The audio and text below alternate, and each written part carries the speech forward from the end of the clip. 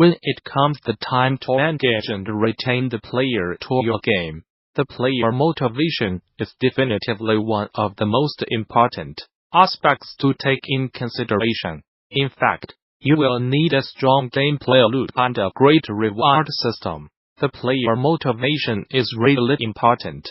This will be what will trigger the player to engage and keep being engaged at the long term into your game.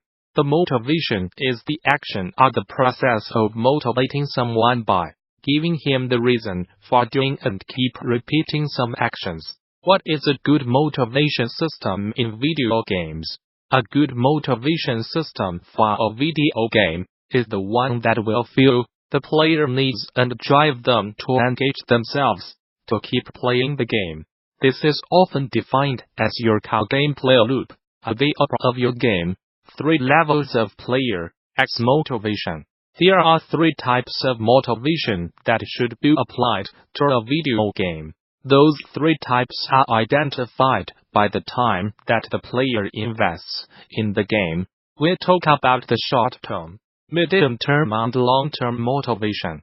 Short-term retention. The short-term motivation is what motivates the player to complete the current challenge. A short-term opera loop should be quick between 0 to 60 seconds for AAA title, and the quicker it is for a mobile game, the better it will be. The order will be repetitive for the player and should be integrated into your core gameplay loop. Short-term motivation example. Here is an example of a short-term motivation.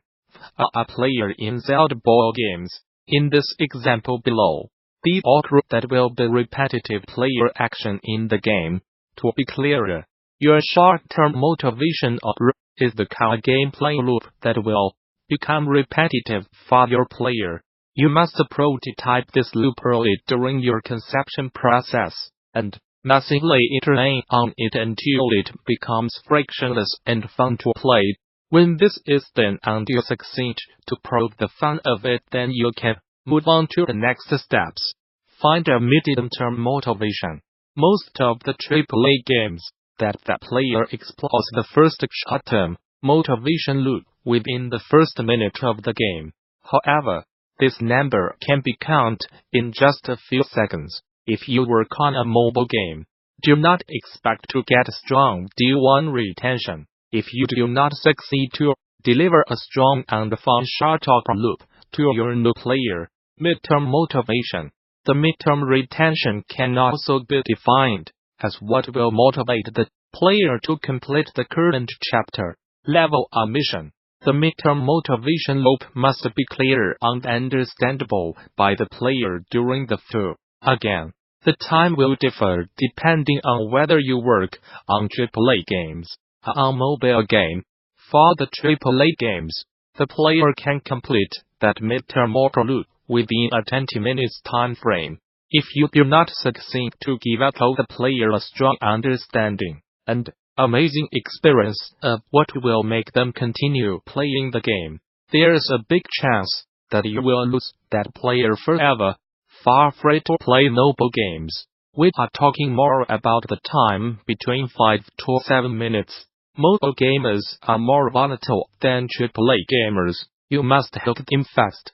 The fact that they do not pay to play the game means that they are less tolerant of any friction that can be found in the game. Midterm motivation example. Here is an example of a midterm motivation. A player in Zelda board games. In this example below, the player must progress a while to reach the point where they can activate the tower that will allow them to navigate quicker than before. This tower also gives them a more detailed map. Another midterm retention example can be the mini-boss fight in Zelda BOTW. I consider it as a midterm goal, even though that does not respect the 20 minutes rule. This is to show you that the 20 minutes rules for AAA can be longer over time, especially if this means that is linked to a different game mechanic. Your midterm motivation will be the motivation that will keep the player engaged to progress through the game. In Zelda BOTW, The game designer Ave clearly built the game so the end of a midterm motivation is linked to the discovery of a new area to explore. This is a smart hook that can also be seen in other games. For free-to-play game, most of the midterm motivation mechanics are handled by the game system, more than directly gameplay mechanic. For example, in Clash Royale, level up a card in early progress can clearly be considered as a strong midterm motivation. Long-term retention. The long-term retention is what motivates the player to finish and complete the game. What will make the player stay in the game for 30, 60 days? What will make them complete the game? For free-to-play mobile games, we'll even talk about years from 1 to 5 years. All design choices that you will do during the design of the game may impact the player motivation.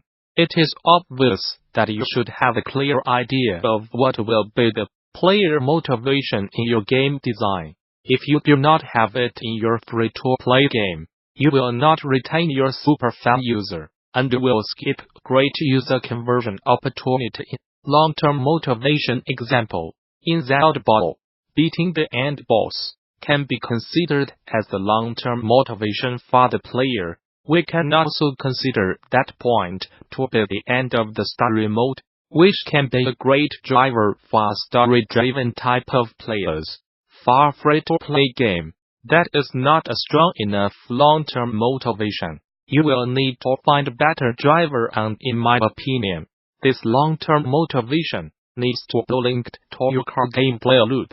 If your player is able to answer this simple question, why I will I to doing this in 2 years, and find the answer in its first 2 play session, then you touch something that will drive them to be involved in your game and keep playing it.